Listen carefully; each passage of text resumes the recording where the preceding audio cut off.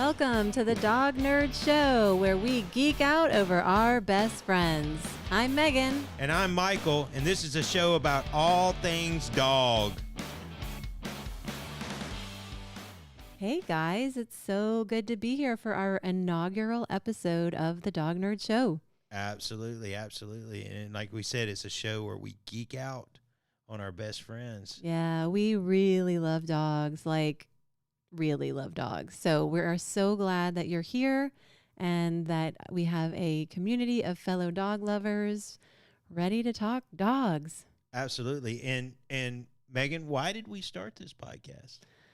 Well, we want to educate people about dogs and how to be responsible dog parents. So there's a ton of stuff that you think you know and then you really don't know. So when we got Finley, our oldest dog, over 15 years ago, we both had previously owned dogs not individually, but we had dogs growing up. Family dogs, yeah. But Finley was our first adult dog, as I like to say. And we learned a lot along the way. A lot of stuff that a lot of stuff that we know now, I wish we had known then, because I think we have made some better decisions for his health and well-being since then. But we want to share all of that with you guys so that you can make the best decisions possible for your furry friends. Yeah, I agree. Yeah. If we'd what's I was saying? If I only knew then what I know now, right? Yeah. Yep. Wow. But he is a healthy and spry 15-year-old dog. So I keep telling the vet, let's just do what we need to do to keep him alive as long as possible. But he's in good shape. We've had our scares over the years, but he's awesome. And we have Riley as well, who is 11. I almost said 12. My gosh, she's 11 and crazy as ever. Yeah, for sure. Yeah, she's the nutty one. She's the one that makes you laugh. Yeah, she's our comic relief, and they're just snoozing and napping. If this were like 10 years ago, they would be barking and trying to get in here. Trying to jump over the fence. Yeah. Yeah. Yeah, they're incredible creatures, and we love having them around. Yeah. They're just been a blessing to us. Yep. Every day I am thanking God for being able to be their caretaker, because they're fantastic. They're just sweet and silly and goofy and lovable. And, we all say that we have the best dog ever, and everyone's right? Yeah. Everyone does have the best dog ever. Right. And so one of our goals of this show is to introduce people to, different breeds, different types of dogs, different activities. Yeah, we've done some fun stuff with the dogs. Yeah. I wish we had stuck with agility with Riley, because she really enjoyed that. And that was fun for me too.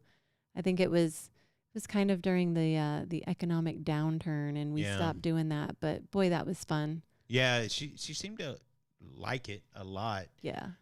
She seemed to really enjoy it. The other thing she seemed to like was barn hunt. Yeah. She didn't have to go underground. Right. Like Earth Dog. But yeah, so that's, we definitely have a mission with this show, and that's to educate people and educate ourselves on being a better dog parents. Yeah. And for those of you who are thinking about being a dog parent, it's a process that you should know a lot about, and you should make really educated decisions on the type of dog that you're going to get and what would work well for your family, your living situation, because we want people to be more thoughtful about this process. People who know me know what a big dog lover I am, and they will often say, don't you think everyone should have a dog? No, that's part of the problem, is that people get dogs and they really aren't ready for them. They don't have the time for them. They don't realize what a commitment it's going to be. So we're here to educate and hopefully help people make that decision. Kind of clear the clouds over a lot of misconceptions of dogs, and then also we want to bring experts in, and bring people in that, like a vet, because we're not vets, and so we can't advise you on a medical decision, but we've taken a holistic approach in the last several years with our dogs, and we've learned some amazing stuff that and I'd we like want to to share with you and have our vet share and discuss, like acupuncture. Finley's been getting acupuncture, and would love to do a session with our vet where you guys can see what that's all about. Yeah, we'd like to bring them in so we can learn a little bit more and share that with you guys. And speaking of sharing, I think you have something to share.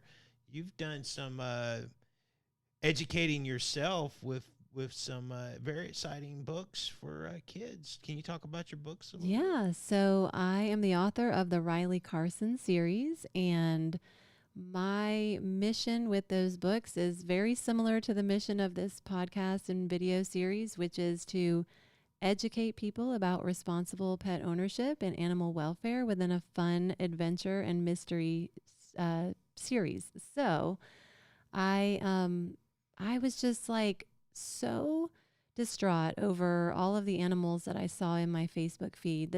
I'm talking probably, gosh, 2011, 12, when Facebook was still organic and you actually saw your news feed as it really was. And I was seeing a lot from rescue groups, and I thought, how is it on the one hand, you have all these great people rescuing dogs, and then on the other hand, you have all of these irresponsible people who, aren't spaying and neutering, and they're letting their dogs roam and contributing to the overpopulation problem.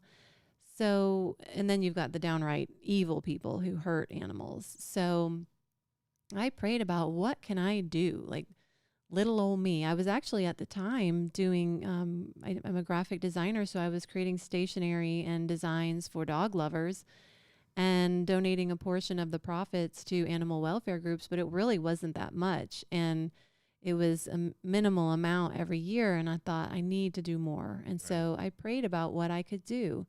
And 2 nights later, as I put my head on my pillow, I thought, I need to write books for kids. Wow, that's a great story. Because kids, you can still reach kids, and they're for kids 9 and up, 8 if they're strong readers. What about kids like me? Yeah. Okay. So kids and dog nerds, because anyone who loves dogs, I think will like these stories, and my adult friends who love dogs enjoy the stories. So, yeah, so I decided, you can still reach kids when they're 9, 10, 11. Right. And if we can educate children, then they will educate their parents, and they will all make better decisions. So that's why I started writing. And it just was like the passion was born. I always thought I would write a book, but I thought it would be like a coming of age novel or something like that. I never in a million years thought it would be a children's book series. And I love it. It is so much fun to write. It is so much fun to read, to meet my readers and hear what they think. And it's got to be very rewarding. It is. Yeah. It is, especially when I go to schools and talk to, whole classes and just, it's just, that's when you're like, wow, this is incredible. Like, I can actually reach these children. And so, it's often when you have to describe your book series in a quick sentence, I say it's like Nancy Drew meets Animal Rescue. Oh, that's great. Yeah. So, Riley Carson is the main character. The series is called the Riley Carson series.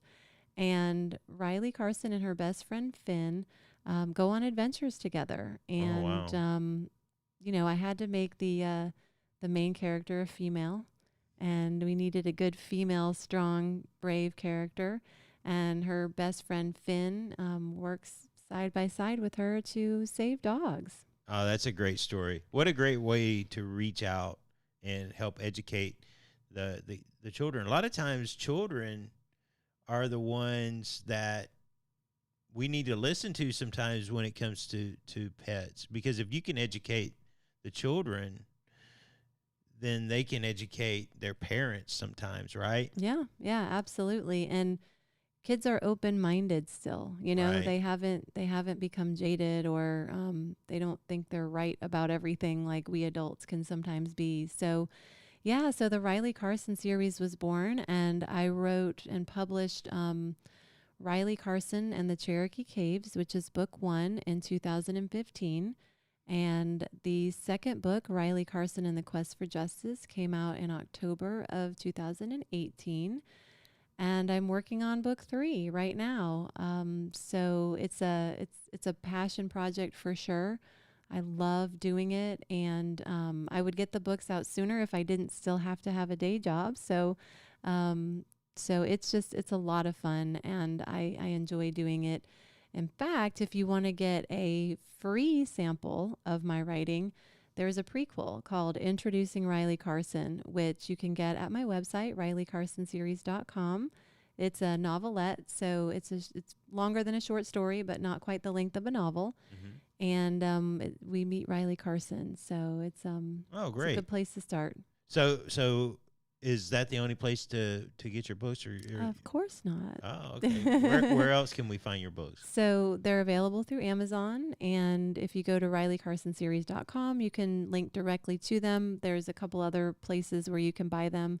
Of course, most people are on Amazon, so Right, yeah. that's where they are right now. Wow. Do you ever do any book signings or? Absolutely. So I'm usually at Alive in Roswell. I had to smile because looking over your shoulder, Finley just popped his head up.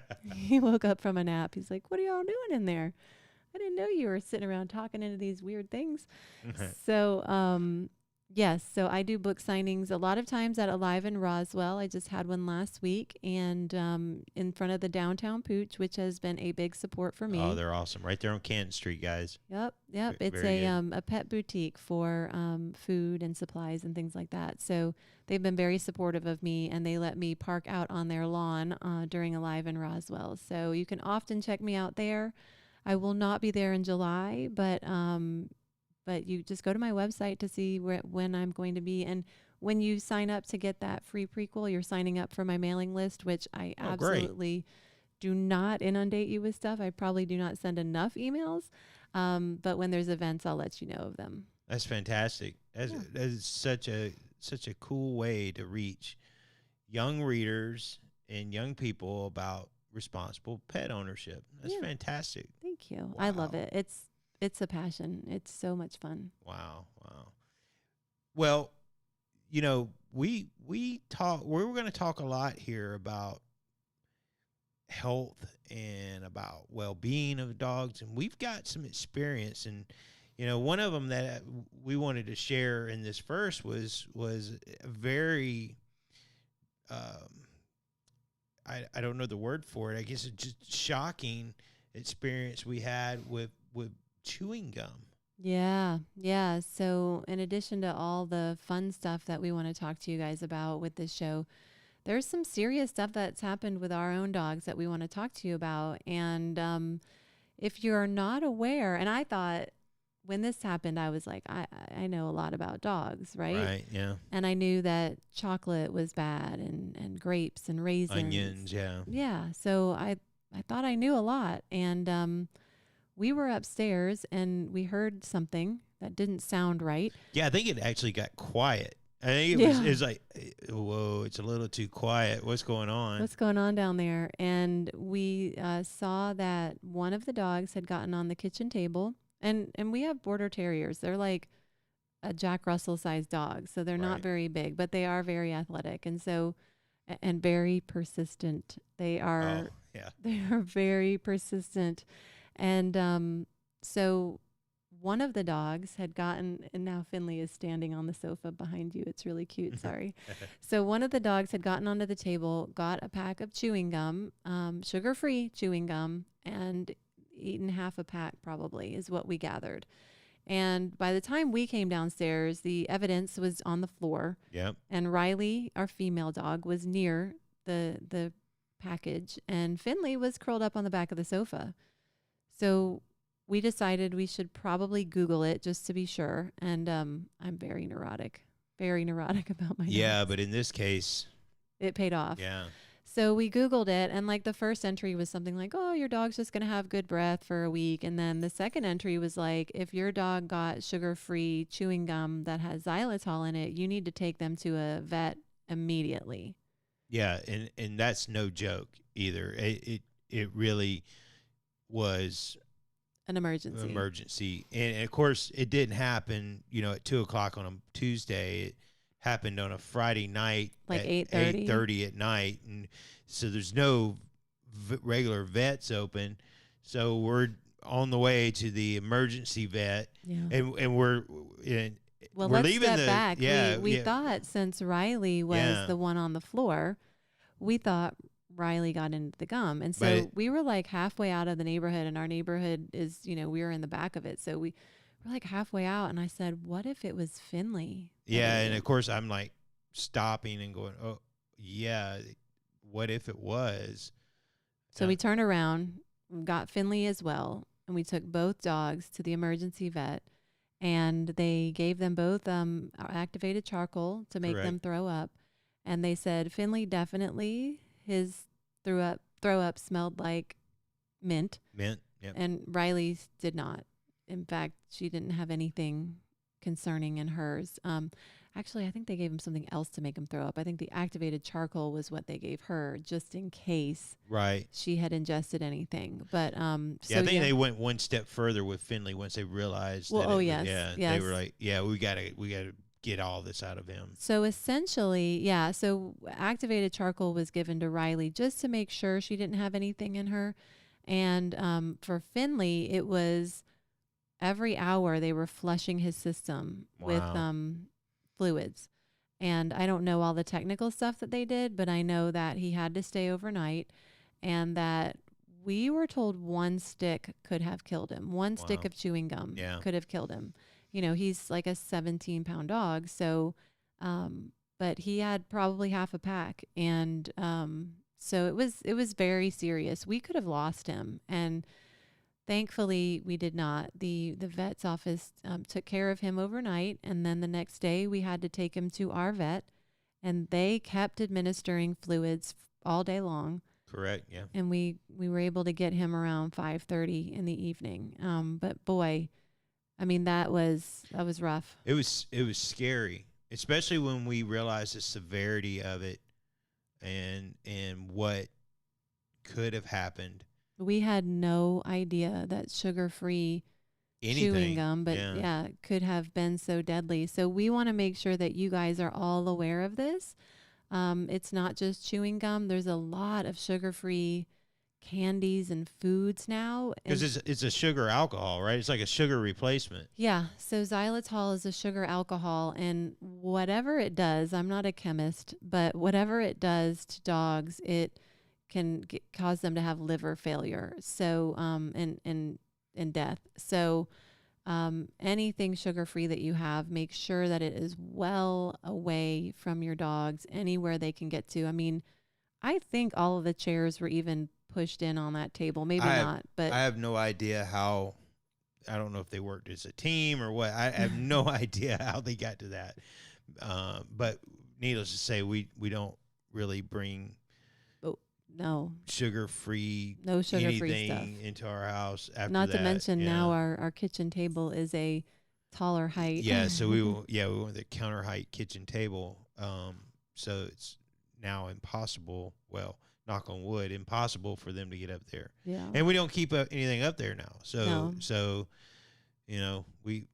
it's just being knowledgeable about what is harmful and keeping that away from your animals, because it could be a bad situation. So if you've learned one thing today, we're hoping that this helps you, and please definitely share this information with the other dog lovers in your life, because I know this has happened to people who did not understand the severity of it, where their situations did not end like ours did. So we're forever grateful.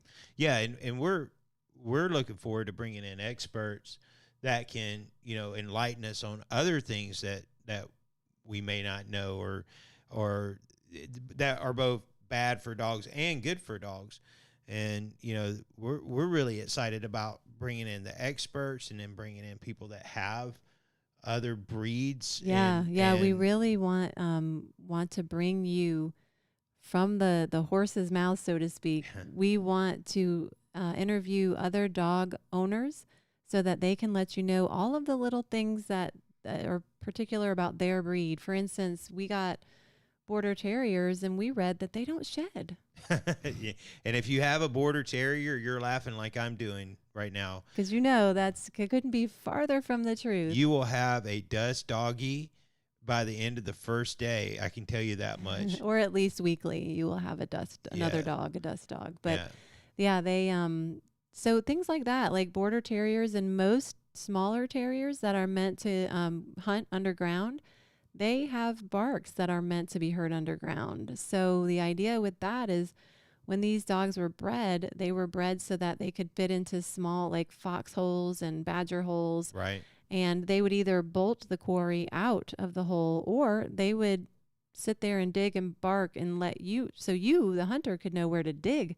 So they have very, very loud barks, which we know, and I'm thinking it might happen sooner than later because I think Finley's up and getting ready to go to the door and bark at us. But sooner or later, you're going to hear our dogs bark. Yeah, so we're the dog nerd show, so you're going to hear dogs in the background while we do this podcast.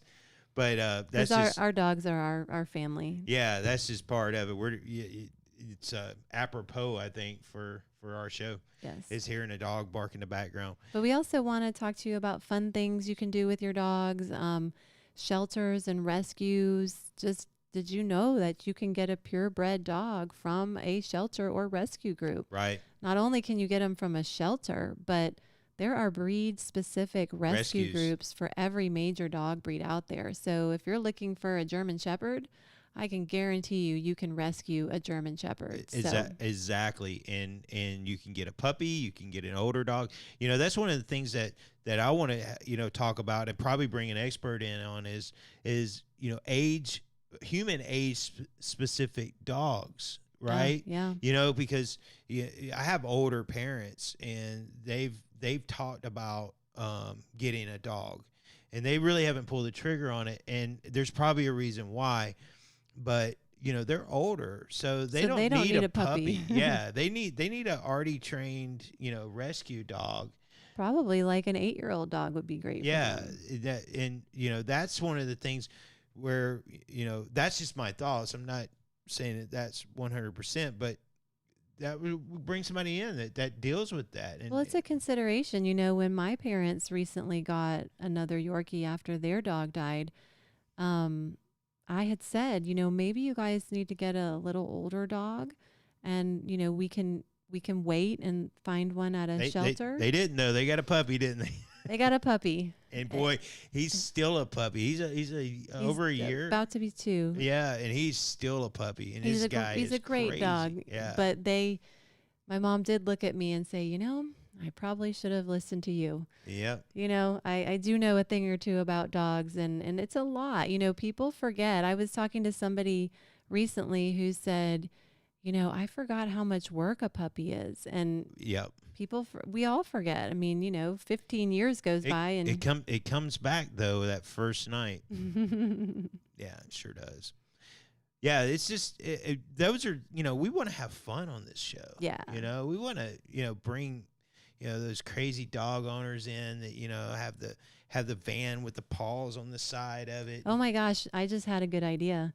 What if we have like who's the nerdiest dog nerd, and it's like a quiz off between like me and our guests? That would be fun. Wow. Yeah. And I'm super competitive, so that could be interesting. That'd be a battle royale, I would say. I like it. It's a great idea. Send us that. Send us your thoughts, your ideas. If you have anything you'd like us to cover, we have a list that we know we're going to cover, but let us know what you want to learn about. Yeah, and where can they send that information? They can send it to dognerdshow@gmail.com. You can find us online at dognerdshow.com, and you can find us on social media everywhere at dognerdshow. Awesome. Yeah. Great. So that's kind of a snapshot of what we're looking to do with this podcast, and we're excited. It's going to be interactive. Oh, speaking of interactive, I forgot to illustrate just how dog nerdy I am. Oh, yeah. With my books. There was Finley. I don't know if that got picked up, but I think it did. Yeah. With my books, I named I'm sure you guys figured this out, but I named the main characters after our dogs. So Riley and Finn are named after Riley and Finley. Okay, sorry. That's okay. But you said interactive. I may have said that already, but I wanted to make sure that just got in there. No, yeah, I think, yeah, for sure. And it's just exciting that we're going to have a great interactive show that we're all going to learn from and have a blast and share stories. I think we're going to laugh a lot on this show. So we look forward to you guys tuning in. And like Megan said, we're available on all the social medias and at dognerdshow@gmail.com. Send us a line. We certainly appreciate you tuning in. And until next time, thank you. Bye, guys. Bye. See you next time.